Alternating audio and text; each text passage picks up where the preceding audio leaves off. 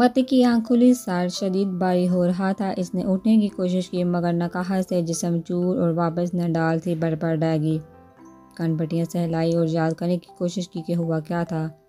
सब याद आने पर इसके रोंगटे खड़े हुए थे। तड़प कर उठी और सबसे पहले अपने वजूद को देखा जो बिल्कुल महफूज था। फिर इर्द गिर्द का जायजा लिया। बहुत खूबसूरत कमरा जिसमें सामान के नाम पर बस एक बेड और मिनी फ्रीज़र रखा हुआ था। वो बुखला कर उठी और दरवाजे की जानब लपकी। दरवाज़ा हर तरह से खोलने की कोशिश की, सीखे के तरीके भी ट्राई किए मगर नाकाम। कोई है, खोलो इसे, वो इंग्लिश में चलाई। ये मीरसन की एक बड़ी सी कमर्शियल बिल्डिंग के बेसमेंट का साउंड प्रूफ रूम था। जिस बिल्डिंग को यूज़ करने का एहतियार सिर्फ लीना डायमंड के पास था। हरीश से यहाँ बाय हेली लेकर आया था। इस बिल्डिंग के एक रूम में हरीश अपने मोबाइल में अपनी डिम्पल गर्ल की एक एक हरकत देखकर गहरी मुस्कान से इसे देख रहा था। ठंडिया बड़ी मेरी बैरी, अगर तुम शादी सुल्तान की बेटी नहीं होती तो इस वक्त मेरी बाहों में होती। फिर फ़ोन उठाया, डायल किया जो कि दूसरी बेल पर रिसीव कर लिया गया। यस सर, सुबह को किसी पब्लिक बूथ से फ़ोन कर देना। जैसे मैंने समझाया। यस सर, हो जाएगा। और कोई हुक्म? और सर आपके लिए एक और न्यूज़ है। क्या? हरीश चौंका। सर, शाहज़द सुल्तान तुर्की आया है अपनी बेटी को ढूंढने। ब्रिलियंट, ज़बरदस्त, अच्छी बात है। अब वही आएगा मेरे रूबरू। देखते हैं क्या चीज़ है जिसने मेरी मम्मा को बर्बाद किया। मैं इससे बर्बाद करके खून के आंसू रुलाऊंगा। हरीश की आंखों में इसे दरिंदगी टपकी। सुनो, प्लान चेंज। अब जैसे बोलूँ फ़ोन करके बिल्कुल वैसा बोलना। ओके कहकर फ़ोन रखा और फिर अपनी बैरी की जाने मतवज्जा हो गया। मती ने हर तौर कोशिश की मगर वहाँ तो इस दरवाजे के अलावा कोई आने जाने का रास्ता था ही नहीं। वो थक हार कर बेड पर बैठी मगर रोई नहीं। मुझे अपने आखिरी सांस तक यहाँ से बाहर निकलने की कोशिश जारी रखनी है। वो दिल में अज़म लिए खामोशी से बार बार बैठ गई और किसी नकलो हरकत के होने का इंतज़ार करने लगी। इस एक रात में वीर ने पूरा अंतालिया छान मारा था मगर मत्ती का कोई सुराग नहीं मिल पाया। सुबह तक शादर भी तुर्की वीर के पास पहुंच चुका था, जिन्हें देखकर वीर परेशान हुआ, शर्मिंदा भी। सॉरी छोटे पापा, मैं मत्ती का ख्याल नहीं रख सका। पता नहीं कैसे मुझसे भूल हो गई। इसका चेहरा लहू टपका रहा था। बचपन का साथ था और अब इसकी फिक्र थी जो चैन नहीं लेने दे रही थी। No it's okay junior, don't worry. बस अब ये देखो कि तुम्हारी छोटी मम्मी को ये बात पता चलने से पहले हमें मत्ती को ढूंढना कैसे है, नहीं तो गंजा कर देंगी तुम्हें वक्त से पहले। शाहज़र ने जूनियर की लटकी शक्ल देखकर इसे चिल करना चाहा मगर कलेजा तो खुद का भी मुंह को आ रहा था अपनी प्रिंसेस का सोचकर। कोशिश कर रहा हूँ, आप बैठे, मैं अभी आता हूँ। वीर शहबाज के पास गया ताकि कैमरों में हर बारीक से बारीक चीज़ देखकर कोई क्लू ढूंढ सके मगर कुछ हाथ नहीं लगा। वो फिर शाहज़र के पास चला आया। अभी कुछ बोलता कि फ़ोन की बेल बजी। अननोन नंबर था, किडनैपर का भी हो सकता है। वो शाहज़र को इशारा करता फ़ौरन शहबाज के पास आया और नंबर दिखाकर ट्रेस करने को कहा। किसी पब्लिक बूथ का नंबर था। शाहज़र भी मौजूद था जब इसने कॉल रिसीव कर कान को लगाई। Hello, Veer Sultan speaking. No you not, you are Shahzad Sultan, secret agent. अब गौर से सुनो क्योंकि वक्त नहीं मेरे पास। मुझे माइक्रोचिप चाहिए जो तुम्हारे पास है। अपनी कज़न जिंदा सलामत चाहते हो तो वो माइक्रोचिप मुझे दे दो, नहीं तो उसके टुकड़े शाम तक भेज दूंगा तुम्हारे पास। वो उर्दू में गरा कर बात कर रहा था। You bastard. वीर को आग लगी। शट अप शाहज़द सुल्तान, तुम इस कंडीशन में नहीं हो कि मुझे कोई गाली दो या बात भी करो। अब सुनो, माइक्रोचिप अपने चचा शाहज़द सुल्तान को देकर मीर सन भेज दो। मेरी बंदूक की तुम्हारी कदम कदम पर नज़र है। अंतालिया से बाहर निकलो तो इसी वक्त मतरबा शाहज़द सुल्तान का सर दर्द से इलाज कर दूंगा, समझे। अब इसे चिप देकर बाहर खड़ी ब्लू गाड़ी में रवाना कर दो अभी और इसी वक्त, क्योंकि ना तुम्हारे पास सोचने का वक्त है ना मतरबा के पास जिंदा रहने के लिए। वीर ने माथा सहलाया।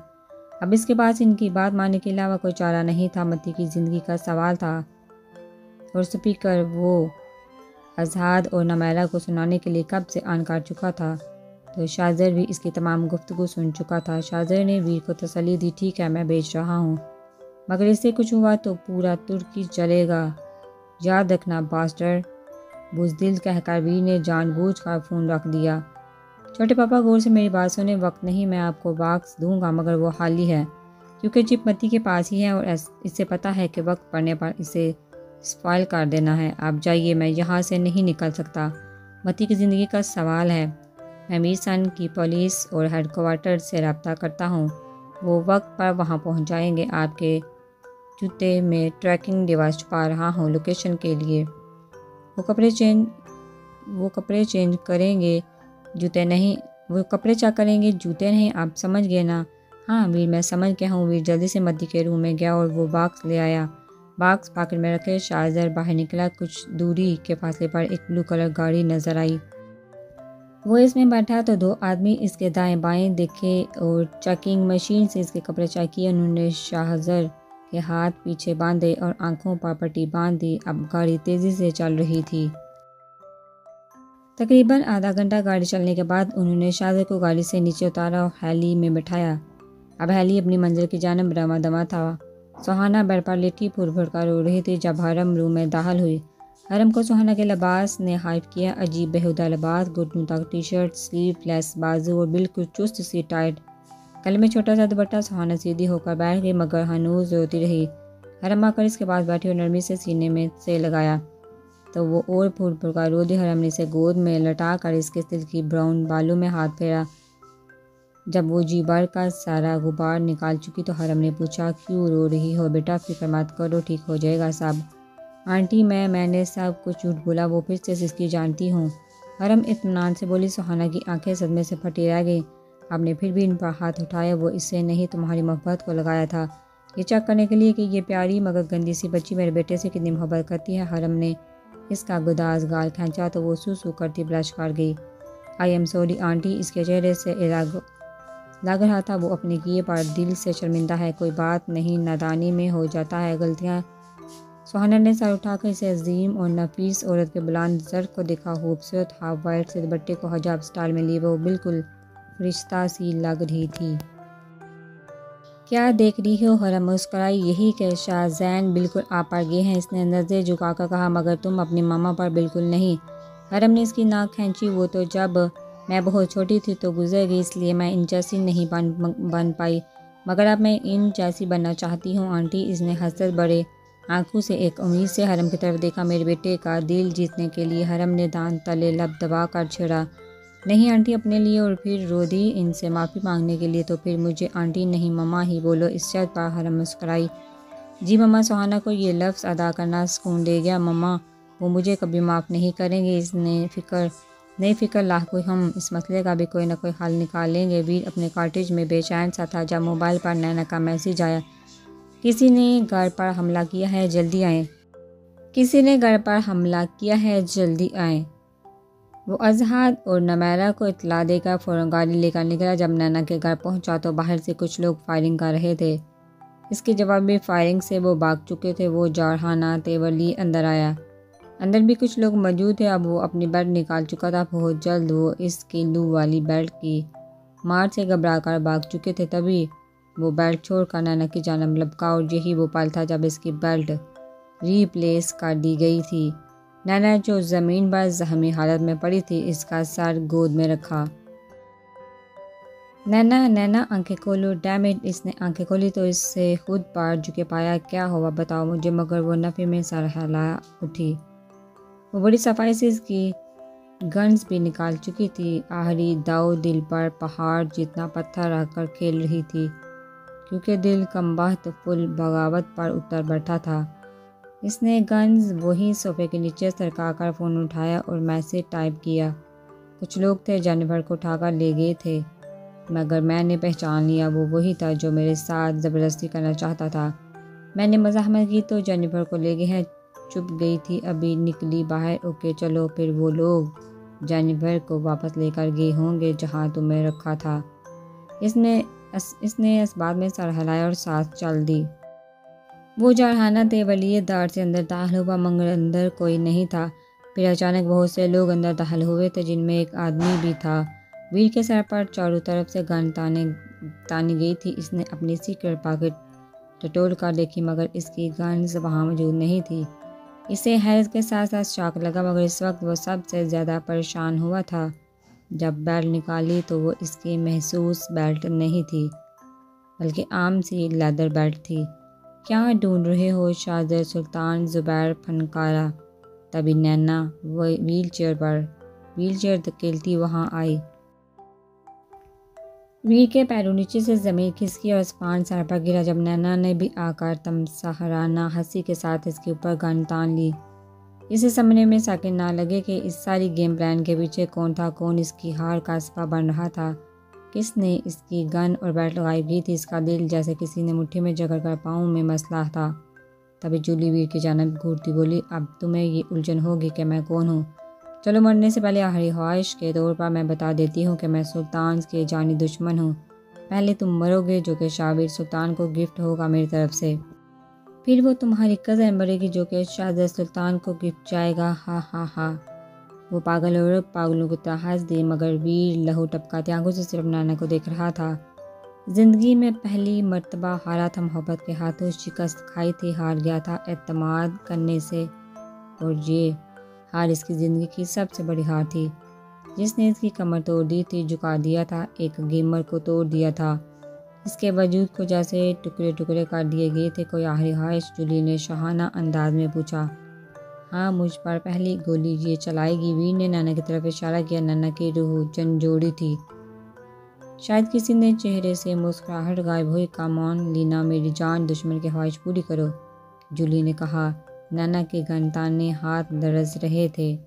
5 सेकंड, 10 सेकंड। वो नैना को देख रहा था, मगर वो फायर नहीं कर रही थी। तभी वो पीछे हटी, जूली के कान में कुछ कहा और वहाँ से चली गई। पीछे जूली की गन से फायर हुआ था। एक सनसनाती गोली थी जो वीर के पहलू को चीरती हुई निकली। वो झटके से भीगी पलकों समेत ज़मीन बोस हुआ था। आज वो वीर मर गया था, जो कि अपनी मोहब्बत में हारा था। ले जाओ इसे और फेंक दो बेसमेंट में। जब शाहज़र की बेटी मरेगी तो इकट्ठी ही लाशें गिफ्ट करूँगी सुल्तान को।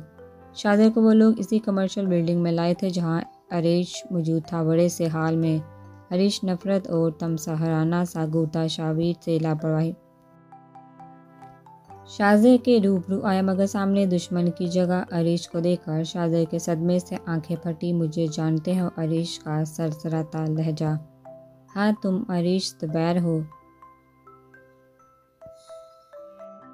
माँ का नाम पूछो, लहजे में हुक्म था। तुम बताओ। जूली नाम है मेरी माँ का। जूली के नाम पर शाहज़र बेतहाशा चौंका और समझने में एक सेकंड ना लगा कि अब इस पागल औरत ने अपने बच्चों के दिमागों में क्या क्या गन नहीं भरा होगा। जो सामने खड़ा वो लड़का इससे इस कदर नफरत से बात कर रहा था। चिप तो अरीश फनकारा, मेरी बेटी मेरे हवाले करो पहले, शाहज़र ने इत्मीनान से कहा। इसे आग लगी, वो तो तुम्हें नहीं मिलने वाली। अब तो तुम्हें चिप भी नहीं मिलेगी, शाहज़र ने भी चलाकर कहा, क्योंकि बाहर अब पुलिस की गाड़ियों के सायरन की आवाज़ें आने लगी थी और उन्होंने हमला भी किया था, शायद जिससे शॉर्ट सर्किट होने के बायस चारों तरफ जैसे आग फैल गई थी। रियली, मैं छीन लूँगा, ये कहता वो तनफन करता शाहज़र के पास आया और उसके पॉकेट से चिप वाला बॉक्स निकाला, मगर इसे खाली पाकर वो गुस्से से पागल हो गया। कहाँ गया था? नफरत ने इसे अंधा कर दिया था। वहाँ मौजूद डेकोरेशन पीस की सूरत दीवार पर लगी म्यान से इसने तलवार निकाली थी। मती बेड पर बैठी थी। जब दरवाज़ा खुलने की आवाज़ आई वो तड़प कर उठी और कोई हथियार ढूंढने के लिए निगाह तेज़ी से इधर उधर घुमाई। इतने में दरवाज़ा खोलकर अरेश अंदर दाखिल हुआ था। वो इसकी जानब लपकी। अरेश ने इसकी बात मुकम्मल नहीं होने दी जब इसके लबू को अपने लबू को दस्तरस में लिया। वो गिर पड़ती जब सहारा लेने के लिए इसने अरीश की गर्दन के गिर्द हाथ लपेटे। वो दूर हुआ, मगर मती बुरी तरह सांस बाहर कर रही थी। बैरी वीर से कोई चिप छीनने के लिए तुम्हें किडनैप किया गया था, मगर आपको कैसे पता चला? वो चूंकि इसका टाइम नहीं, चलो मेरे साथ। उन्होंने तुम्हारे डैड को भी कब्जे में कर लिया है। अरीश की आंखों में इस वक्त बस बदले का जुनून और पागलपन था। What dad? जहाँ इस शॉक लगा। अपने डैड का सुनकर इसके पैरों नीचे से ज़मीन खिसकी थी। यकीनन इसकी किडनैपिंग का सुनकर डैड आए होंगे। उफ डर, आप क्यों आए? इसे खुद से ज़्यादा अपने डर की फिक्र हुई। वो इससे साथ घसीटते बाहर लाया। सामने ही शाजर के सर पर गनताने एक आदमी खड़ा था। इसे छोड़ो, इन्हें वो दाढ़ी। मेरे 3 तक गिनने तक इस आदमी ने चिप मुझे ना दी तो इसका बेजा उड़ा दूंगा। शाजर नबी में सर हिलाता रहा। जब मत्ती फनकारी, यू बुज़दिल, वो चिप इनके नहीं मेरे पास है। ये देखो। मत्ती ने अपनी पॉकेट से चिप निकाली। छोड़ो मेरे डैड को, नहीं तो आग में फेंक कर स्पॉइल कर दूंगी। नहीं, इतनी जल्दी नहीं बेबी गर्ल। पास खड़े अरीश ने इसके हाथ से चिप छीन ली। मतरबा के पैरों नीचे से ज़मीन खिसकी। आसमान सर पर गिरा था और चेहरा सदमे के इंतहा से लट्ठे की तरह सफ़ेद पड़ चुका था। सर हल्का सा झुका कर अपने पेट पर रखी गई इस तलवार की नोक को देखा। फिर इस तलवार को रखने वाले इस शख्स को, अपनी मोहब्बत, अपने इश्क अरीश को, जिसने इससे माइक्रोचिप छीन कर अपने दाएं हाथ में पकड़ी हुई थी और मतरबा आगे बढ़कर वो चिप छीन ना ले, इसलिए इसे रोकने को बाएं हाथ से मत्ती के पेट पर तेज़दार तलवार की नोक रखी हुई थी। मैंने तुम्हारी बेटी के साथ वही किया शाहज़ाद सुल्तान जो तुमने मेरी माँ के साथ किया। इसके पेट में पलने वाला बच्चा इस बात का गवाह है कि इसने मेरी कितनी रातें रंगीन बनाई होंगी। अरीश ने हबासत से कहते आंख मीन की। अरीश मतरबा दाढ़ी। बाप के सामने ये सब सुनकर इसके आंखों और कानों से जैसे लहू टपक रहा था। अरीश नहीं, डायमंड डार्लिंग, फिक्र मत करो। डायमंड अपनी चीज़ को इस्तेमाल करके छोड़ता नहीं। मेरे पास ही रहोगे हमेशा और मेरा दिल बहलाओ। Shut up bastard, she is your legally wife. इंतकाम में इतने अंधे हो गए हो कि अपने बच्चे को गाली दे रहे हो। शाहज़र दौड़ा और आगे बढ़ने लगा। You shut up and stop. Arish ने होनहार नज़र से मुतरबा को घूरा, जिसने नकाह की बात अपने बाप को बताकर इसका सारा मजाक किरकिरा कर दिया था। यू नो वट शाहज़ाद सुल्तान, तुम्हें मुझे रोक नहीं पाओगे। तुम्हारे मुल्क के बड़े अहम राज है ना। इस माइक्रोचिप में अब ये चिप इंडियन खुफिया एजेंसी के पास जाएगी और तुम्हारी बेटी हमेशा के लिए मेरे पास। दरअसल अभी मेरा जी नहीं। शट अप अरीश, मतरबा दाढ़ी, और तुम्हें ऐसा क्यों लगता है कि जो तुम कहोगे वैसा होगा? आंसू से दर चेहरे से वो ज़ख्मी सा मुस्कुराते सरसराते लहजे में बोली और फिर अचानक, बहुत अचानक मतरबा तलवार को पकड़े आगे बढ़ी। तेज़दार तलवार इसके पैर के आर पार हुई थी। मतरबा ने इतनी ही तेज़ी से अरीश के हाथ से वो चिप छीन कर आस पास भड़कती आग में फेंक दी। मत्ती शाहज़र तड़पा। अरीश फटी फटी आंखों से इस छोटी सी लड़की को देखने लगा जो लड़खड़ा कर ज़मीन बोस होने वाली थी। बहुत बेएहतियात इसके हाथों ने मतरबा को थामा था।